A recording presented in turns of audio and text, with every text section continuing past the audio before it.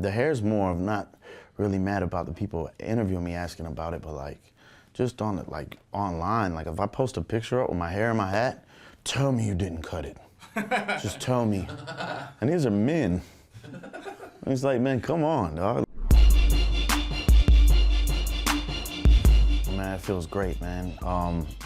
It's been getting a lot of love from fans and critics. Just for me to finally feel like you know, I'm here now, you know what I'm saying? Like, all the hard work I did paid off. You know, I really wanted the official album to be out and be in stores and be a rapper for a living, and you know, it's happening for me. So everything's great, man. You know, everybody's worried about what's it gonna do first week or what's this gonna be, and I always set the bar really low, so you know, I'm not let down. So yeah, it definitely exceeded my expectations and everything. The more the buzz keeps growing every day, there's somebody hit me up being like, yo, I just heard about you, and you know, I heard you on this song 2 years ago but never checked on you. So now that, you know, it's just picking up, man, and every day it's new people finding out about me, so yeah.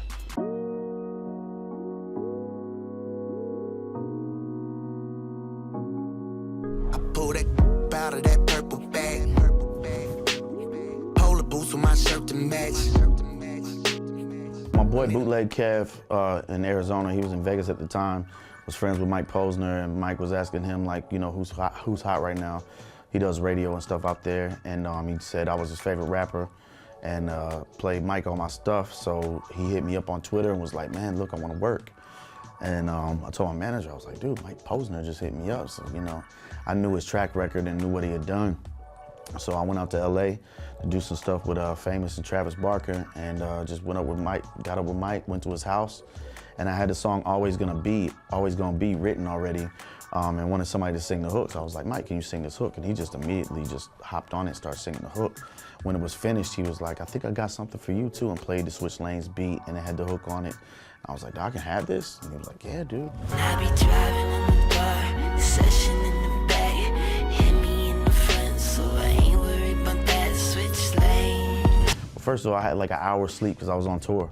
So I flew in there into LA. Forgot where I flew from, but we've been on a long run, and it was a busy day, but like we were all out in South Central. I guess where I was at was like right in the middle of the jungle where the liquor bank is like right in the middle of like some of the worst areas in South Central. And like, but it was cool though, because it's showing like the real LA. And I got to see that. I'd never seen that before. You know, I've always been out in Hollywood and stuff like that. So yeah, shooting a video was a great experience, man. Just riding dope cars and stuff like that. It was cool. Man, it might be my favorite song on the album. It's definitely one of them. K.R.I.T, I worked with him before on another record on my White Jesus mixtape. And just K.R.I.T's one of my favorite up-and-coming rappers. You know, I love his music.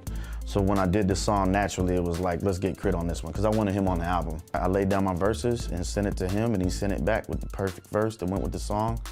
And it was just really just a reflection of me just talking about how I've grown up and how a lot of people that's my age or younger that's grown up the same way, partying a lot, and you look back and next thing you know, 10 years have gone by, you know, and it was a fun ride, but time goes, you know, sometimes a lot of time gets wasted. Some things aren't as deep as people would like them to be. I got the beat and it already had the word swag on it. So that automatically, when the beat's going swag, I'm like, you know, swag. So when I heard it saying swag, it was just like, you know, swag. Let me rap about it. And then it goes back to the feelings of what I was seeing. And I think basically it's not just really about the word. I think the word's a little overused. And now I feel bad. I've used the word, you know, having swag on the mic, or that's their swag. But I think it just got to the point where it's everything. Hey, you want to go out to eat? Yeah, swag. You want to do this? Yeah, swag. And then that's annoying. And what's really annoying to me is what really brought me to this is I would see these rappers at different things and different events and stuff like that. And everybody tries to be so different now with the way they dress and their whole outfit and everything. Everybody's so different that being different is not different anymore.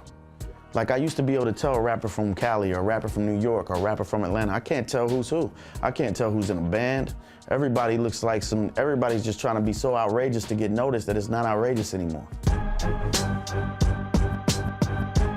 I worked at K.R.I.T, I worked at some gas stations, You know, I worked at, I washed dishes at a country club, and like where they wouldn't even look at you in the face like you was nothing. Like I worked in a bar, right before this got on, when I first started touring, I worked at a barbecue restaurant that I was taking seriously. Like I was actually putting in like 50 hours a week because I was having to pay bills for the first time in my life, you know, because I moved out and tried to get on my own a little bit.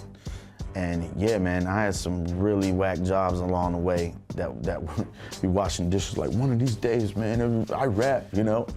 So when it got pathetic, you're getting older and you get tired of telling people you rap at your jobs. They're like, yeah, I bet, so does he, so does he. You know what I'm saying? But, you know, it worked out, man. I was cooking barbecue, like trying to spray myself down with Axe body spray in the bathroom, picking out my hair, going to a Yellow Wolf show afterwards. Sweaty, like, you know, same socks I had on, like changing in the restrooms and in different gas stations. It was a struggle, man, for a little bit. That's why I always just show love to other rappers, you know, because I know how it is, man. It's not easy.